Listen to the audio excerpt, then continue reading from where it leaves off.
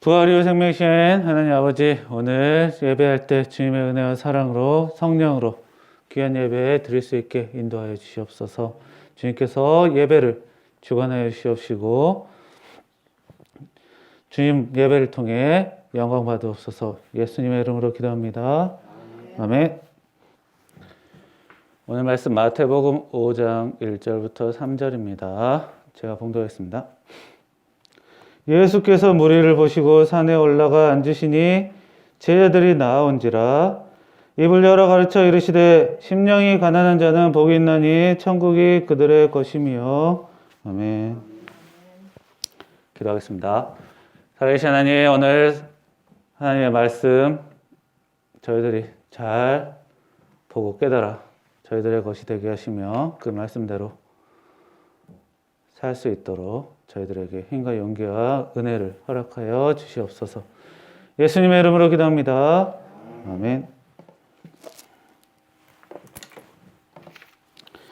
자, 오늘 말씀은 예수님의 가르침입니다. 예수님께서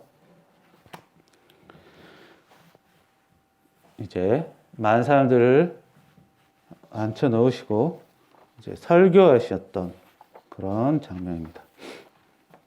자, 오늘 말씀 이 마태복음 5장은 공통되는 바가 있는데 복이 있나니입니다. 복. 이러이러하면 복을 받는다 라는 말을 예수님께서 해주십니다. 복 받는 조건을 말씀해 주셨죠.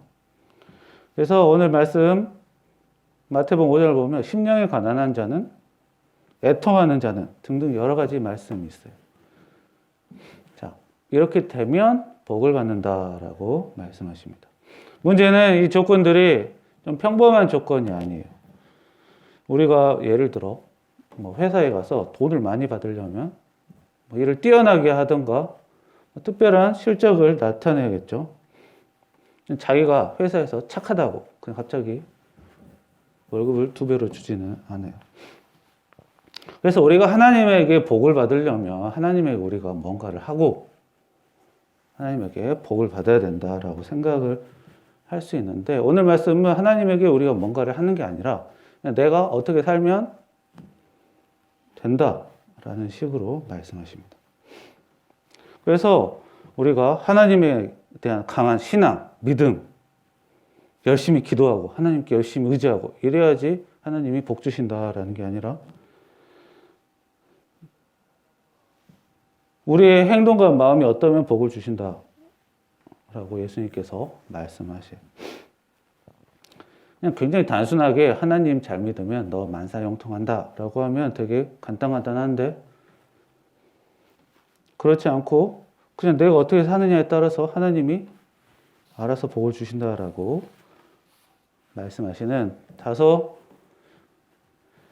쉬운 부분은 아닙니다. 특히 심령이 가난하다. 여기서 말하는 심령은 우리 영혼이 될 수도 있고 마음이 될 수 있어요. 우리가 뭐 겉으로는 육체, 마음, 영혼 다 따로따로 하지만 실제로는 다 한 사람 안에 섞여 있는 것입니다. 그래서 마음이라 봐도 되고 영혼이라 봐도 됩니다. 이 심령이 가난해야지 복을 받는다는 좀 애매한 말씀을 하십니다. 그러니까 복을 받는다, 행복하다, 다복하다 이런 말씀이신데, 자, 복을 받는다. 심령이 가난하면 복을 받는다. 하나님이 복을 많이 주시면 우리가 흔히 생각하는 거, 뭐 물질의 복도 받고 사랑의 복도 받고 화평하고 평안하고 뭐 이런 여러 가지 복을 생각합니다.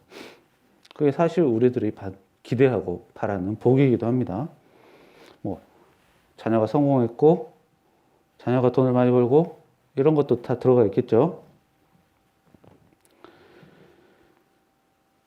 자, 그런데 중요한 거는 심령이 가난하다라는 것입니다. 심령, 우리의 마음이 가난하다 이렇게 생각하면 돼요. 가난해야지 복을 받는다라는 것입니다. 하나님께서 부자는 많이 있으니까 필요 없고 가난한 사람은 가난하니까 특별히 주신갑다라고 생각할 수도 있겠지만, 이 가난이라는 게 그렇게 쉽지가 않아요. 그냥 돈이 가난한 사람, 재산이 없는 사람은 복을 받는다 이렇게 말하는 게 아니라 마음이라고 했어요. 자, 심령이 가난한 사람. 그래서 이 마음이 가난하다는 것은 그냥 내가 마음속으로 나는 가난해라고 생각하는 것입니다. 그래서 이거는 사람마다 달라요. 내가 100만 원이 재산이든 100억이 재산이든 내가 가난하다고 생각하면 가난한 것입니다. 그래서 내가 가난하다고 자기 스스로를 생각하기 때문에 남에게 자랑할 만한 것이 딱히 없는 거예요. 그런 사람이 심령이 가난한 사람입니다. 어떻게 보면 좋게 보일 수도 있고 어떻게 보면 겸손하게 보일 수도 있는 말입니다. 예수님은 사역하시면서 이 자랑하는 사람을 썩 좋게 보지 않으셨어요. 자랑하듯이 기도하는 사람을 외식하는 자라고 말씀하시면서 굉장히 나쁘게 평가하셨고,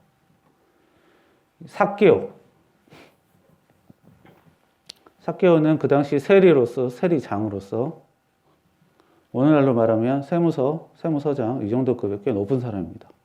그러나 이런 사람이 예수님을 보려고 이제 부끄러움을 무릅쓰고 나무를 탔어요. 자기 체면을 깎이는 것을 감수하고 예수님을 만나기를 원했던 겸손한 사람입니다. 자기 자신을 그렇게 대단하게 생각하지 않은 거죠. 마음이 가난했다고 볼 수 있습니다. 이런 사람은 꽤나 좋게 봐주셨습니다. 그래서 자기 자신을 자기가 어떤 걸 가지고 있든 자기 위치가 어떤 위치에 있든 상관없이 자기가 자신을 부족한 사람이다, 가난한 사람이다 라고 생각하는, 자랑하지 않고 자기 자신을 낮게 겸손하게 생각하는 사람, 이런 사람은 하나님의 나라에 들어갈 복을 받는 자격이 있다라고 예수님이 말씀하셨습니다. 자, 이런 생각은 사실 굉장히 쉽지가 않습니다. 자기 자신을 좀 하찮게 여기는 이런 마음을 갖기가 힘들어요. 자, 사람이란 것이 원래 완벽하지가 않습니다. 그렇다고 해서 그렇게나 자기 자신이 하찮다라고 생각하는 것도 어렵습니다.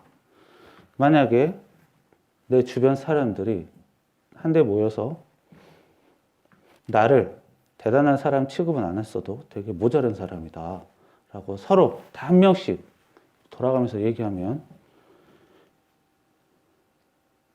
기분이 나쁠 겁니다.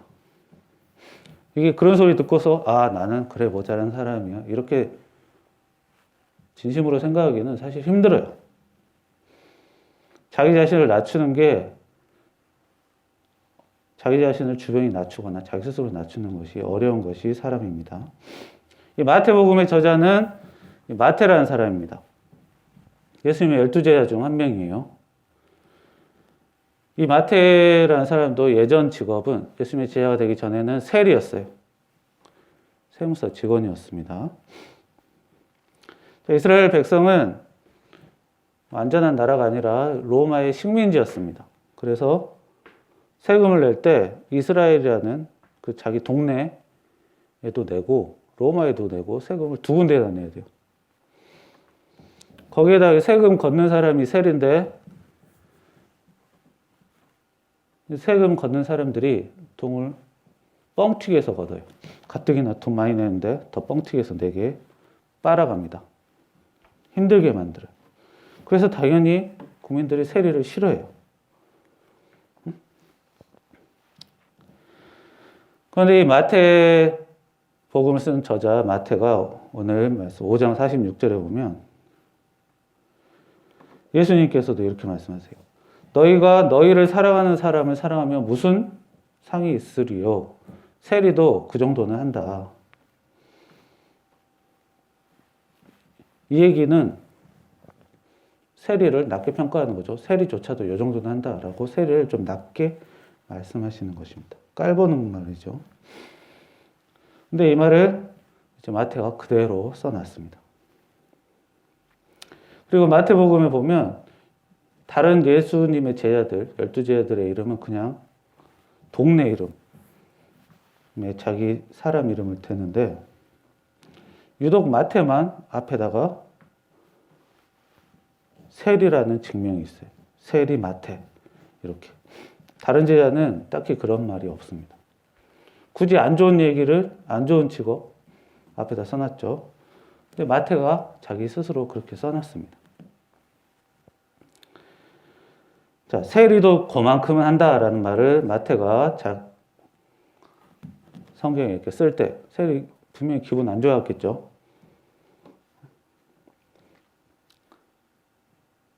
그리고 자기 자신 깎아먹는 그 세리라는 직분을 굳이 자기 이름 앞에 쓸 이유가 없었을 것입니다. 그러나 성경에는 써져 있어요.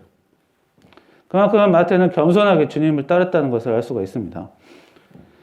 자, 자기가 돈이 얼마나 있든 얼마나 높은 지위에 있든 그게 상관이 없어요. 자기가 자신을 어떻게 생각하느냐에 달려 있습니다. 자기 재산이 달러 100만 원인 사람이 재산 10만 원인 사람을 무시하고 의수될 수도 있고, 자기 재산이 100억인 사람이 돈이 있어도 마음은 가난하구나 하고 스스로 깨달으면서 그렇게 생각하고 살 수도 있습니다. 흔히 돈 많은 사람들은 돈 없는 사람 무시하고 산다고 생각할 수 있겠지만, 부자가 겸손하게 사는 사람도 꽤나 많아요. 자기가 못 봐서 그렇지. 자, 중요한 것은 이렇게 사람을 기준으로 보고 살면 자기보다 못한 사람을 볼 때가 많습니다. 사람이 좀 대단한 사람들 그렇게 주변에 흔하게 있지 않아요. 주변에 좀 못해 보이는 사람이 많아 보이죠? 어쩔 수가 없어요. 대단한 사람이 많으면 그게 대단한 사람이 아니죠. 그래서 사람과 어울려 살고 사람과 비교하고 살면 주변에 별 볼일 없는 사람이 많아 보이기 때문에 사람은 자연스럽게 거만해지기 쉽습니다. 그래서 심령이 가난해지기가 어렵습니다. 그러나 하나님을 기준으로 보는 사람은 어때요? 하나님은 나보다 훨씬 높으시죠. 무조건 높으신 분이에요. 그래서 거만해질 수가 없어요. 자, 100억 있는 사람도 하나님이 창조하신 이 모든 세상에서 비율을 따져보면 먼지만한 정도를 소유할 뿐입니다. 아무리 큰 궁궐이 있다고 해도 이 우주에서 보면 그냥 다 먼지예요. 하나님과 비교해서 살 때는 자기가 가지고 있는 것, 자기가 있는 위치, 다 별것 아니라는 생각을 할 수가 있습니다. 그래서 사람이 하나님과 비교하고 하나님을 보고 살수록 하나님께 제대로 의지하고 감사드리고 살 수 있습니다. 그러나 자기 주변들, 좀 못해 보이는 사람들 보고 살면 내가 저 정도는 아닌데 라는 식으로 마음이 가난해지기가 어렵습니다. 자, 하나님께 제대로 의지하고 하나님께 제대로 감사드리고 살려면 사람과 자꾸 비교하는 것을 멈추고 하나님과 자신을 비교하면서 살아야 자기 자신의 위치가 나옵니다. 그러면 하나님에게 제대로 의지할 수 있고 제대로 감사드릴 수가 있습니다. 그러면 하나님이 복 주시는 사람이 되는 것입니다. 그러니까 기본 자세라고 볼 수 있어요. 사람이 자기 마음속으로 충분하다, 나는 낫다 이런 식으로 하면 하나님을 의지하기가 사실 어렵습니다. 그래서 예수님이 먼저 그릇 얘기를 하신 것과 비슷해요. 먼저 복받을 만한 사람이 되려면 하나님을 의지해야 되는데 자기가 가난하다고 자기 마음에 부족하지 않은 사람이 하나님을 제대로 의지하기가 어렵기 때문입니다. 그래서 하나님을 제대로 의지하고 제대로 감사드릴 수 있는 사람이 되기 위해 자기 심령이 가난한 사람이 되어야 합니다. 그래야 그런 사람은 하나님의 나라에 들어갈 만하게 봐주신다는 것이 심령이 가난한 자는 하나님의 나라에 들어갈 수 있다라고 말씀하셨던 것입니다. 그래서 자기가 가진 것, 자기의 위치 이런 것 그렇게 신경 쓰지 말고 자신의 부족함을 알고 하나님을 제대로 의지해야 우리가 기도할 수 있고 의지할 수 있습니다. 이런 여름이 되기를 축원합니다. 기도하겠습니다. 살아계신 하나님, 저희들이 사람과 함께 살기 때문에 자꾸 사람과 비교하고 저희 마음이 자기도 모르게 높아지려고 하고 다른 사람을 깎아내려고 하는 이런 마음이 들기 쉽습니다. 그러나 저희들이 사람을 보지 않고 하나님을 보고 살면서 제대로 하나님을 의지하고 살 수 있는, 감사드리고 살 수 있는, 그래서 복받을 수 있는 저희들 되게 인도해 주시옵소서. 예수님의 이름으로 기도합니다. 아멘. 찬송가 96장. 예수님은 누구신가? 우는 자의 위로와 없는 자의 풍성이며 천한 자의 높음과 잡힌 자의 노임되고 우리 기쁨 되시네. 예수님은 누구신가? 약한 자의 강함과 눈먼 자의 빛이시며 병든 자의 고침과 죽은 자의 부활되고 우리 생명 되시네. 예수님은 누구신가? 주한 자의 정함과 죽을 자의 생명이며 죄인들의 중보와 멸망자의 구원되고 우리 평화 되시네. 예수님은 누구신가? 온 교회의 머리와 온 세상의 구주시며 모든 왕의 왕이요 심판하실 주님 되고 우리 영광 되시네.